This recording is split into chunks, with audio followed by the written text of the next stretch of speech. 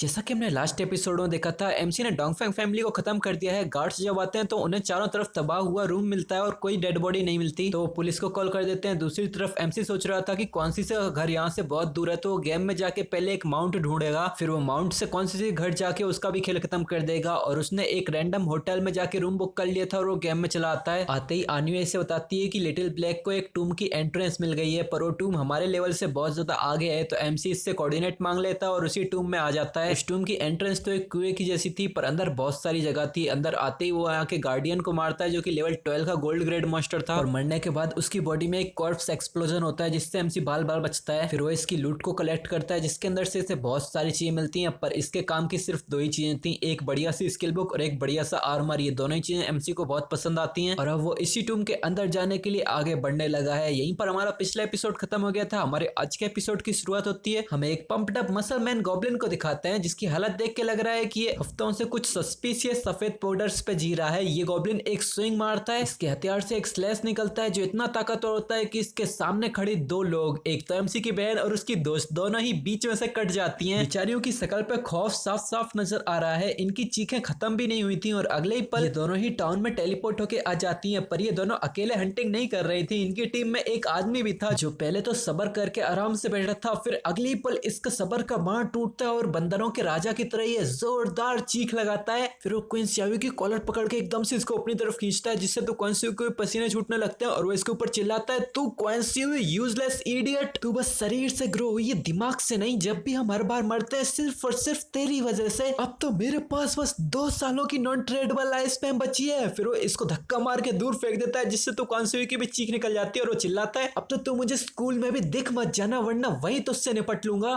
फिर वो इतने ही गुस्से के साथ इस गेम से अपने आप को लॉग आउट कर लेता है। वहीं क्वीन शावी की दोस्त उसे बचाने के लिए आती है। वो क्वीन शावी का नाम पुकारते हुए उसे उठाती है और फिर वो उससे कहती है, शावी तुम मेरे साथ मेरे पेरेंट्स के छोटे वाले टाउन में ही क्यों नहीं आती? मैंने सुना है कि वहाँ पब्लिक वेलफेयर म्यूचुअल ग्रुप्स हैं। इस ग्रुप के लोग स्पेशलाइज्ड हैं कि ये एल्डरली पीपल और हमारे जैसे लोगों की मदद करते हैं जिन्हें इस गेम को खेलना नहीं आता। पर क्वीन शावी वो तो गुस्से के मारे लाल पीली हो रही थी। वो अपने दांत पीसते हुए मनी मन सोचती है, जांग वे बस तू इंतजार कर, तेरी इतनी हिम्मत जो तूने मुझ पे गुस्सा निकाला, एक वर्थलेस पीस ऑफ ट्रैश, तेरी इतनी हिम्मत हुई जो तूने मेरी कॉलर पकड़ी। मैं नहीं मानती कि मेरे पीछे जो पहले सिम्स पड़े रहते थे उनमें से ऐसा कोई बंदा नहीं होगा जो तुझसे ताकतवर नहीं होगा। सिम्स मतलब ऐसे लोग जो एक लड़की के पीछे हाथ पैर धोके पड़े रहते हैं और उस लड़की कहने पे कुछ भी कर देंगे। इन शॉर्ट चूती है। फिर ये लड़की अपने आप को गेम से लॉग आउट करने लगती है और अपनी दोस्त से कहती है, यान तुम अकेले ही चली जाओ। यान इसको मनाने की कोशिश करती है, पर वो तो अब लॉग आउट कर चुकी थी। फिर वो रियलिटी में एक झटके के साथ उठती है और पूरे गुस्से में अपने दांत पीसते हुए जांग वई को एक गाली देने लगती है। वो आसपास अपना फोन ढूंढती है और अपने फोन में किसी हान हान को मैसेज करती है। वो कहती है कि क्या तुम मुझे लेवल अप में मदद कर सकते हो? पर हान हान तो कुछ ज्यादा ही बेशरम ठरकी निकलता है। वो कहता है, श्योर, मैं तुम्हें एक रात के लिए लेवल अप करा सकता हूँ, बस मुझे देखने दो कि हमारी स्कूल बेल गॉडेस बेड में कैसा परफॉर्म करती है। तो ये लड़की डिस्कस्टिंग एक्सप्रेशन के साथ इसे मैसेज करती है, तू अगली फ्रीक, अपनी शकल देखी तूने कभी? और तुझे मेरी बॉडी चाहिए, गेट लॉस्ट। फिर वो इसे गालियां देते हुए दूसरे आदमी के पास जाती है और वो एक मुस्कुराहट के साथ इसे मैसेज करती है, जांग हुआई, एक्चुअली मैं तुम्हें हमेशा से लाइक करती आ रही हूँ। ये तो बस मेरा भाई क्वेंगफेंग पहले मुझे कंट्रोल किया करता था, इसीलिए मैं तुम्हारा कन्फेशन एक्सेप्ट नहीं कर पाई। अब तो मैंने क्वेंगफेंग के साथ ऑलरेडी सारे रिलेशनशिप तोड़ लिए हैं। अब मैं फाइनली तुम्हारे साथ सबके सामने हमेशा के लिए बिना चिंता किए रह सकती हूँ। पर ये जांग हुआई भी चालू खोपड़ी था और वो भी एक शैतानी स्माइल के साथ कहता है, यू इडियट, क्या तू मुझे हंसा हंसा के ही मारना चाहती है? तू अपने भाई के साथ रिलेशनशिप तोड़ सकती है, तो भविष्य में किसे पता कि तुम मुझे कैसे ट्रीट करेगी, दफा हो जाए यहाँ से। ये सुन के तो क्वीन शावी की भी बोलती बंद हो जाती है और अब वो किसी और को कांटेक्ट करते हुए कहती है, यंग मास्टर रूई, मेरे घर पे अभी कोई नहीं है, क्या आप मुझे कंपनी देने के लिए आ सकते हो? और आने के बाद मुझे लेवल अप भी करा देना। पर सामने वाला ये सुनने के बाद भी नहीं पिघलता और यंग मास्टर रूई कहता है, ओह क्वीन शावी, मेरे पास अब प्लेटिनम ग्रेड का टैलेंट है, अब मेरी फ्लाइट टेक ऑफ कर चुकी है, भविष्य में हर तरह की वुमेन्स खुद मेरे पास चलते हुए आएंगी, दफा हो जाए यहाँ से। ये सुन के तो क्वीन शावी की सारी हिम्मत ही टूट जाती है। वो और भी ज्यादा डिप्रेशन में जाने लगती है और वो अब किसी ब्रदर सौमा को कांटेक्ट करते हुए कहती है कि मैं बहुत ज्यादा बोर हो रही हूँ, क्या आप मुझे कंपनी देने के लिए आ सकते हैं? मैं शेल टाउन में आपका इंतजार कर रही हूँ। तो सामने से सौमा और इसको ताने कसते हुए कहता है, क्वीन शावी, सबको पता है कि तूने जांग वई की लंका लगा दी है, अब तू भरोसा कर या ना कर, अगर तूने मुझे दोबारा कांटेक्ट किया तो मैं तुझे अपनी नई स्लैम स्किल का स्वाद चखाऊंगा। ये सुन के तो ये लड़की अपना मुंह छुपाती हुए रोने लग जाती है और वो कहती है, डैम डैम, ये बदबूदार आदमी, जब जरूरत पड़े इनमें से किसी पर भी भरोसा नहीं किया जा सकता। और वो ऐसी सिसकियां भरते हुए रोते हुए बताती बताती है कि अब मेरे पास बस 2 और आधे साल की लाइफ स्पैन बची है, अब मुझे क्या करना चाहिए। जब मेरी ये 2.5 साल की लाइफ स्पैन खत्म हो जाएगी तो मैं, और अब जब उसे कोई और रास्ता नजर नहीं आता तो उसके मुंह से सिर्फ एक ही बंदे का नाम निकलता है,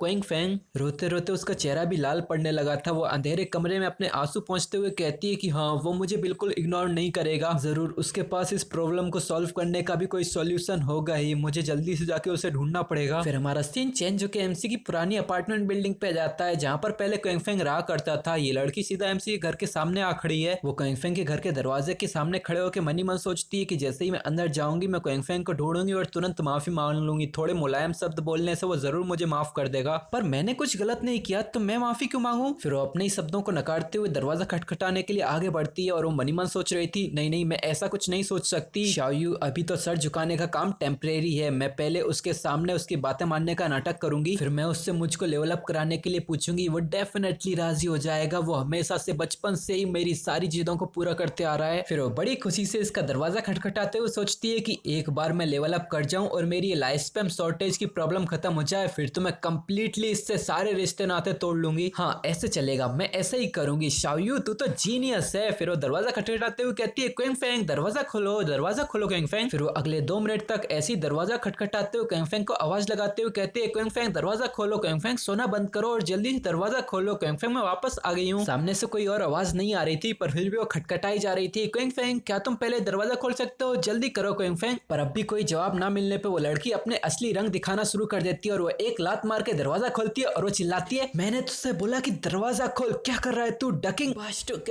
क्या तू मेरी काइंडनेस का फायदा उठाने की सोच रहा है। देखने से साफ पता चल रहा था वो अपना आपा खोते जा रही थी, पर जब वो सामने देखती हुई एकदम से उसकी बोलती बंद हो जाती है क्योंकि सामने का कमरा पूरी तरह से खाली था। क्वेंग फेंग तो क्या वहां पर कुछ भी नहीं था और वो कहती है क्या हुआ यहाँ से, क्वेंग फेंग कहाँ गया, बेड टेबल और कपड़े सब कुछ गायब है। वो अपना फोन निकाल के क्वेंग फेंग को कॉल करने की कोशिश करती है तो जवाब आता है, माफ करना, जिस नंबर को आपने डायल किया है वो स्विच ऑफ है। जो सुन के ये लड़की कहती है, क्या क्वेंग फेंग। वो फिर से उसे कॉल करती है तो उसे सेम ही रिस्पॉन्स मिलता है और वो कहती है कि आखिर अब ये कहाँ चला गया। फिर हमारा सीन चेंज होकर एक अंडरग्राउंड गुफा जैसी जगह पे आता है और ये जगह है टूम ऑफ ग्रीवेंस की गहराई वाली जगह और यहीं पर हमारा एमसी बहुत सारी मॉन्स्टर्स की लहरों के बीच एकदम सिग्मा मेल की तरह इंस्टेंट शैडो स्लैश से सारे ही मॉन्स्टर्स को काटते हुए अपना रास्ता बनाते हुए आगे भागता जा रहा था और वो कहता है, चलो अब मैं आखिर अंत तक पहुंच ही गया। वो इस समय किसी जायंट से कॉफिन के सामने आ खड़ा हुआ था। इस अंधेरे कमरे में उसी कॉफिन के अंदर से थोड़ा उजाला आ रहा था। एमसी थोड़ा रुकता है और अपने डिवोटी फॉलोअर को समन करते हुए कहता है, मैंने इस रास्ते में भागते भागते लगभग 200 से भी ज्यादा मॉन्स्टर्स को मार दिया है और साथ ही साथ कई सारे ब्राउन्स और सिल्वर ग्रेड के बॉसेस को भी, और अब मैं लेवल 12 के काफी करीब आ चुका हूँ। बस इस कॉफिन को ओपन करना है और इस टूम का फाइनल बॉस बाहर आएगा। बस मैं आशा करता हूँ कि ये प्लेटिनम ग्रेड का हो। फिर वो डिवोटी फॉलोअर को इसे ओपन करने का ऑर्डर देता है तो डिवोटी फॉलोअर जाके इसका दरवाजा खोलता है। लकड़ी के क्रैक करने की आवाज आती है। एमसी से देख के बहुत टेंस हो जाता है और हमें सामने दिखाते हैं इस कॉफिन के अंदर से बहुत ही ज्यादा ओमिनस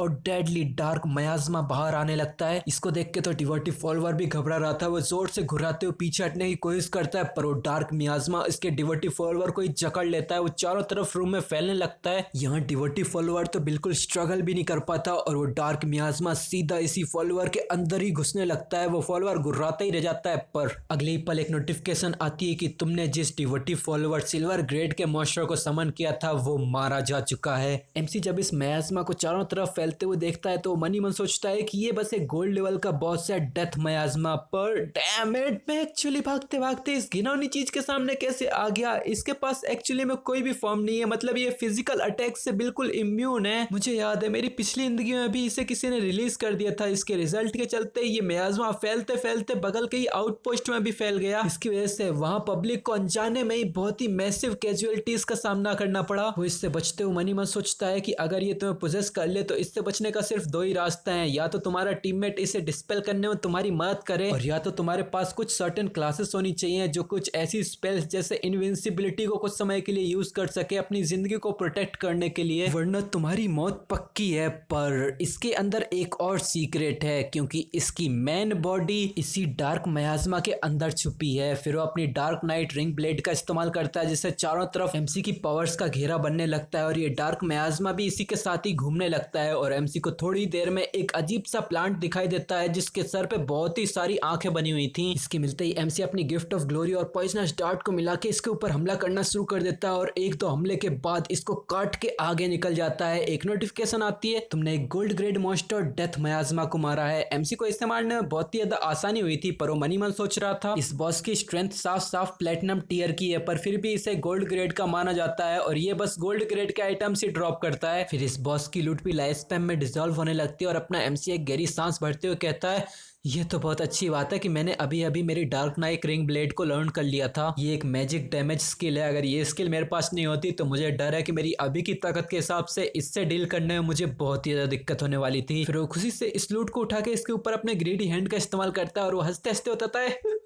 फाइनली मैंने इस टूम को क्लियर कर दिया। भले इसमें मुझे कठिनाई नहीं झेलनी पड़ी, पर इसमें बहुत मेहनत लगी है, पर इसके बावजूद मुझे बस इसमें गोल्ड ग्रेड की लूट मिल रही है। ये तो सच में। वो अपनी बात खत्म कर पाता उससे पहले एक नोटिफिकेशन आती है कि तुम्हें एक रेयर लूट मिली है, एक माउंट बेल, और अगले ही पल उसके हाथ में एक माउंट बेल आ जाती है जिसे देख एमसी बहुत खुश होता है और वो कहता है, हाँ ये कैसे एक माउंट की बेल सच में ड्रॉप हो गई। वेल मुझे पहले लगा था कि इसे जरूर एक माउंट मिलने वाला है, क्योंकि इसने लास्ट एपिसोड में बोला था कि इसे माउंट की जरूरत है और अपना राइटर इसके ऊपर कुछ ज्यादा ही मेहरबान है, तो मुझे लगा ही था कि इसे माउंट मिलेगा। पर यहाँ देखने वाली बात ये होगी कि इसे कौन सा नया माउंट मिलेगा। मैं भी ये जानने के लिए बहुत उत्सुक हो रहा हूँ, पर इसके लिए हमें अगले एपिसोड का इंतजार करना पड़ेगा। ये एपिसोड आएगा 2-3 दिनों में ही आएगा। अभी तो राइटर बिल्कुल कंसिस्टेंट है और हर हफ्ते नए नए चैप्टर्स लाके डालता जा रहा है। जैसे ही अगला चैप्टर आएगा मैं बना के तुरंत ही डाल दूंगा, तो तब तक हमें अपनी एक्साइटमेंट को दबा के थोड़ा इंतजार करना पड़ेगा। तो चलो साथ में इंतजार करते हैं और अब मिलेंगे तुमसे नेक्स्ट एपिसोड। तब तक के लिए बाय।